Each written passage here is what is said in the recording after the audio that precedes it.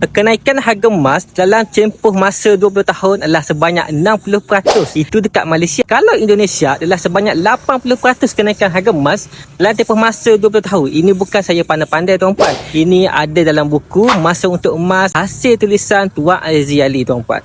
Tuan Azzi Ali ni adalah pakar kewangan. Jadi saya bukan memandai-mandai cakap perkara ni. So tuan-puan bolehlah baca buku tersebut untuk dapatkan lebih ilmu emas dan juga kewangan tuan-puan. So sebab itulah kita kalau nak simpan emas, kita jangan tengok harga, kita tambah sahaja grade emas, sebab emas lambat laun dia akan naik juga tuan-puan. So jangan fikir kenaikan harga emas, yang penting konsisten menambah grade emas. Tapi macam mana kalau harga emas mahal, kita nak beli tak boleh? Boleh sebenarnya tuan-puan, sebab dekat Public Gold ada akaun emas game yang membolehkan kita menyimpan secara konsisten dengan serendah RM100. Tuan-puan dah boleh menyimpan dah.